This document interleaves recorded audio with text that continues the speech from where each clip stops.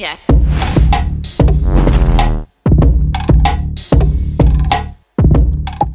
I wanted to ask you all, what is the motivation, right, that you all had as founders? And what are the different kinds of motivations that you've seen amongst founders, right? It could be a bunch of different things. So initially it was the motivation to just build something, we just were so hungry that we wanted to build something, Yeah. be it whatever. And then once we found this idea and then we saw, like people like me just randomly walking, telling someone that I work with Luzo and this and all. So they're like, oh, I use this app. That validation Yeah. where someone you don't know and they tell you that they are using the app, that is like a motivation for me to wake up the next day, like that makes Correct. me like, because I know that it is working, it is a market fit, someone Correct. is looking at it. Correct. And also, when salon owners and managers, they call me that, hey, I've left this job, I need another job. And when they call me and tell me thank you, because of you the sales were high today, plus my team coming in to work every day, that is like a motivation. Initially Yeah. the motivations were different, but now I honestly go to office every day because my team Correct. is over there. I enjoy being with them. Yeah.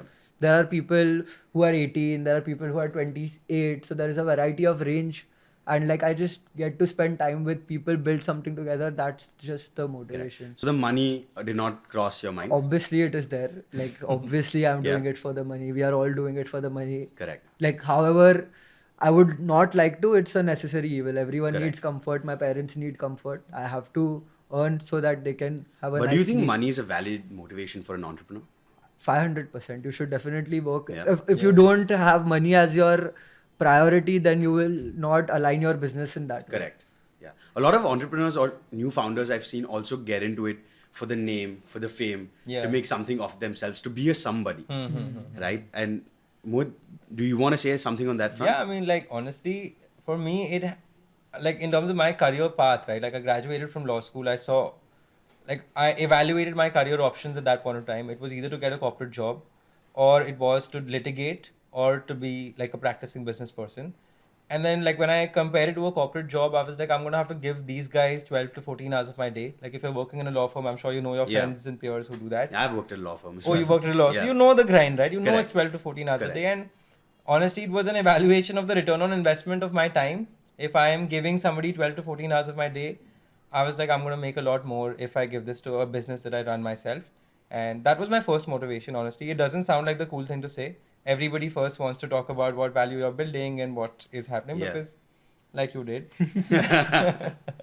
But I think, yeah, for me, it's been a numbers game all in. So your motivation was that I will make more money working for myself than for somebody else. I will build my best life working for myself. Correct. Because it also gives me freedom, right? Yeah. I can go play paddle on a Monday evening for that matter, because I have delegated responsibility. I am Yeah. not answerable about submitting a document which the world does not care about, Yeah. which the world will go on if that document is not submitted that night.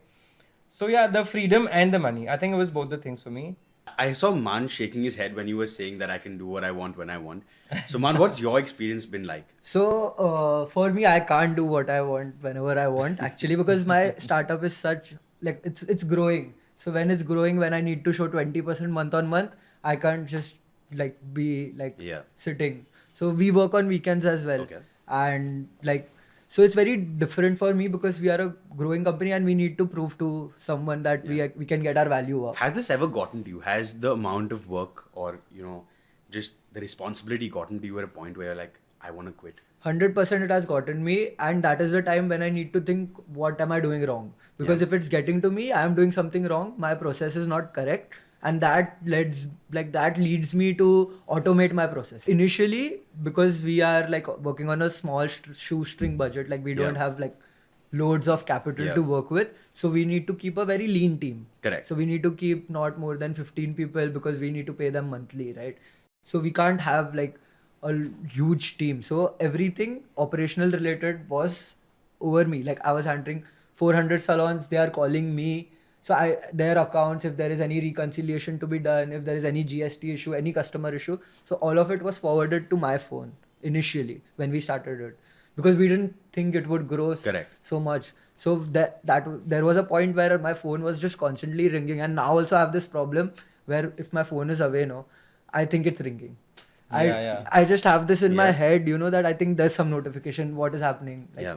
So that is one of the tipping points where I was like, okay, maybe I'm going wrong. I need to set up a process where Correct.